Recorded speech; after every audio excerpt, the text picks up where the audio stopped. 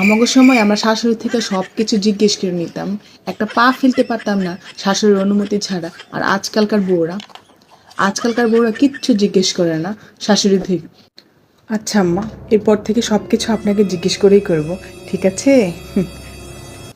আম্মা, মেহমানদের কি শরবত বানিয়ে দেব? হ্যাঁ দাও, এটা আবার জিজ্ঞেস করার কি আছে। আম্মা, ডালে লবণ কম হয়েছে, একটু লবণ দেব? হ্যাঁ দাও। আম্মা, একটু পানি পিপাসা ধরেছিল, পানি খাবো? খাও। আম্মা, একটু বাথরুমে যাওয়া ছিল, যাবো? না বৌমা, তুমি আমাকে আল্লাহর রাস্তায় মাফ করো, তোমার যা ইচ্ছা করো, তোমার যা রান্না করতে মন চায় রান্না করো, তারপর আমাকে কিচ্ছু জিজ্ঞেস করো না, তোমার যা ইচ্ছা তাই করো বৌমা, যা ইচ্ছা তাই করো। আচ্ছা আম্মা, আপনি যা বলবেন তাই হবে।